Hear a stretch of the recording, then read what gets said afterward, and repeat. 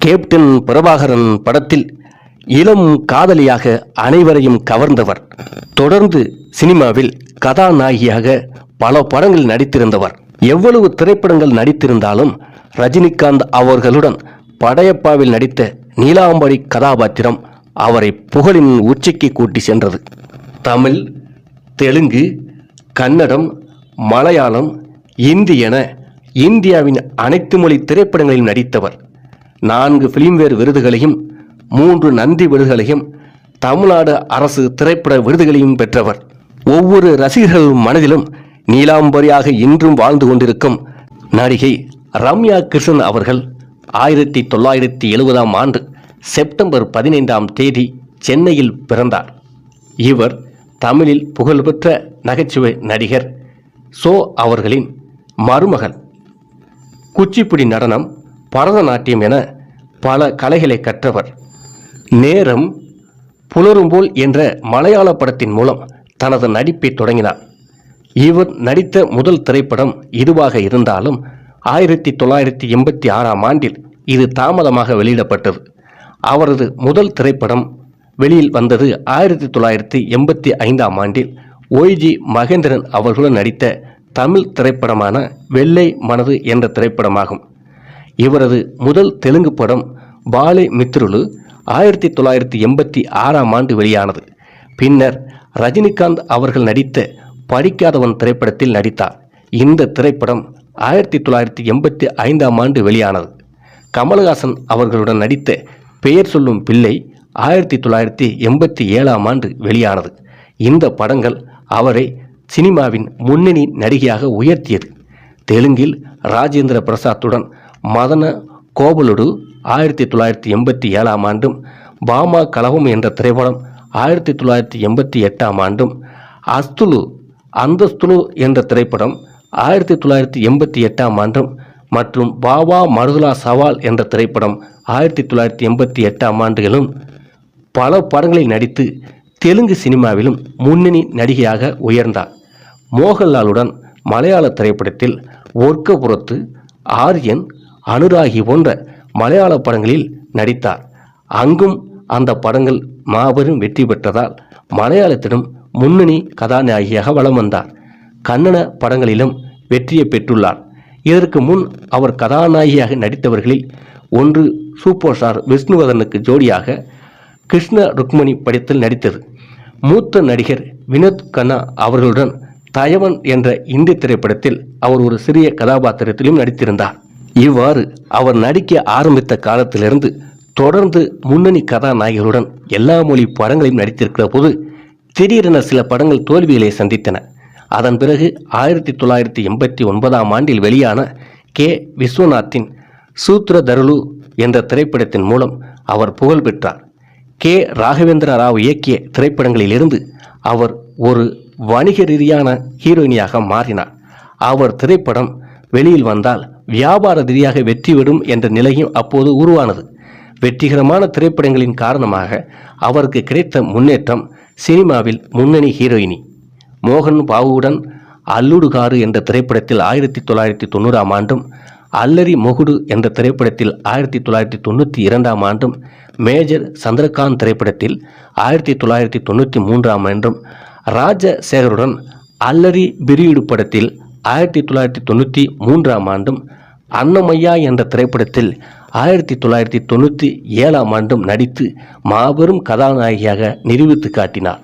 திரைப்படத்தில் நாகார்ஜுனா நடித்த ஸ்ரீ அன்னமாச்சாரியாவின் பக்தியுள்ள மனைவியாக அவர் நடித்திருந்தார். 1998ஆம் ஆண்டில் அவர் கண்டே கூத்துர்னே காணுவில் என்ற படத்தில் முன்னணி பாத்திரத்தில் நடித்தார். இந்த படத்தில் நடித்ததற்காக ஆந்திர மாநில அரசின் சிறந்த நடிகைக்கான நந்தி விருதை பெற்றார். ரவிச்சந்திரனுடன் காடுபிடி கந்தா என்ற திரைப்படத்தில் 1993ஆம் ஆண்டும், மாங்கல்யம் தந்துனானே என்ற திரைப்படத்தில் 1998ஆம் ஆண்டும் இவர் நடித்தார். இந்த படங்கள் கன்னட சினிமாவில் மாபெரும் வெற்றியை பெற்றன. 1993ஆம் ஆண்டு யாஷ் சோப்ராவின் பரம்பரா படத்தின் மூலம் இந்தி திரைப்படத்திலும் கதாநாயகியாக அறிமுகமானார்.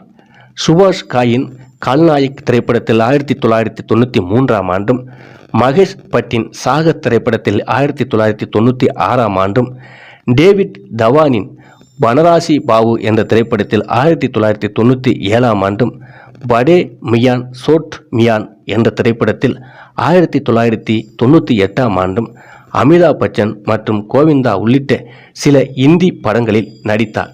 அவர்களுடன் நடித்து இந்தியிலும் மிகவும் புகழ்பெற்ற முன்னணி கதாநாயகியாக உயர்ந்தார். மிதுன் சக்கரவர்த்தியுடன் ஷபத் என்ற திரைப்படத்திலும் நடித்தார்.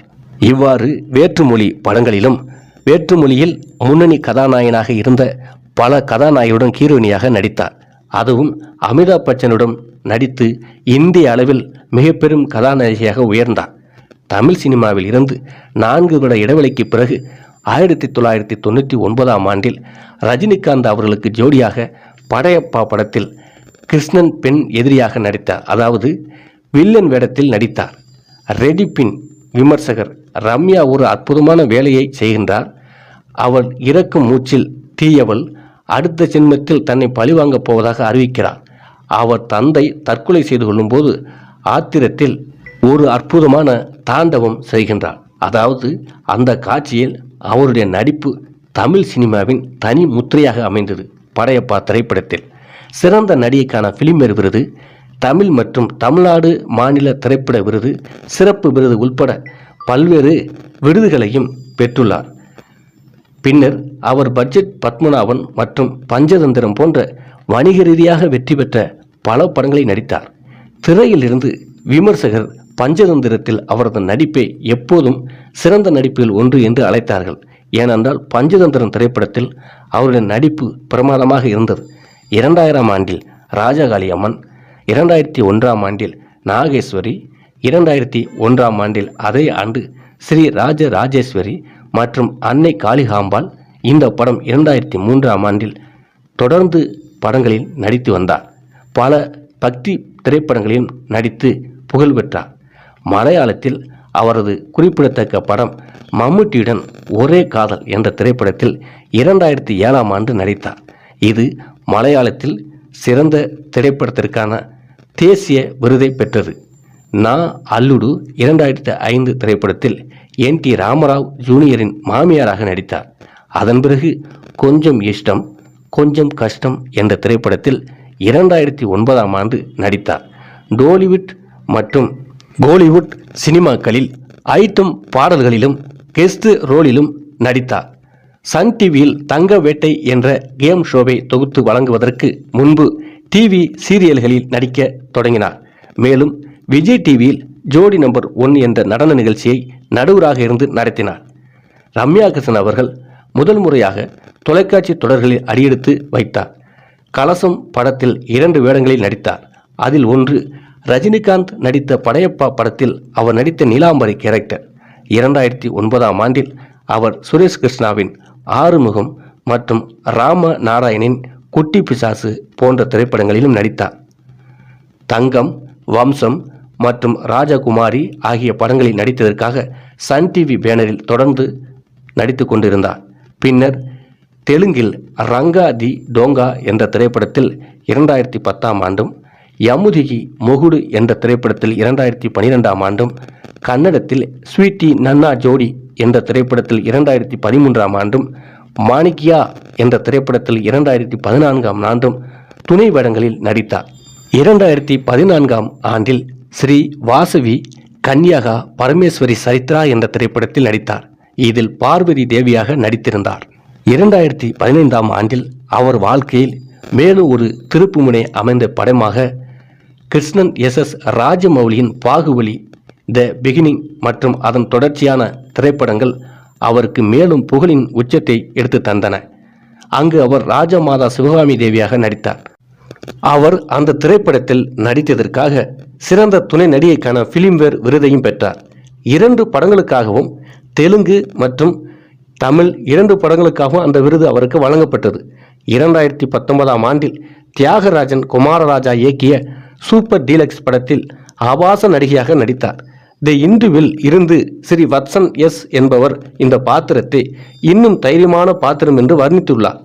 இவ்வாறு பல திரைப்படங்களில் கிட்டத்தட்ட 30 வருடங்களுக்கு மேலாக சினிமாவில் புகழின் உச்சத்தில் இருப்பவர் நடிகை ரம்யா கிருஷ்ணன் அவர்கள். தன் திறமையாலும் தன் அழகாலும் சினிமாவில் தனக்கென தனி முத்திரை பதித்தவர். சினிமா உலகம் இருக்கு வரை நடிகை ரம்யா கிருஷ்ணன் என்ற நடிகையின் புகழும் பெயரும் நிலைத்திருக்கும்.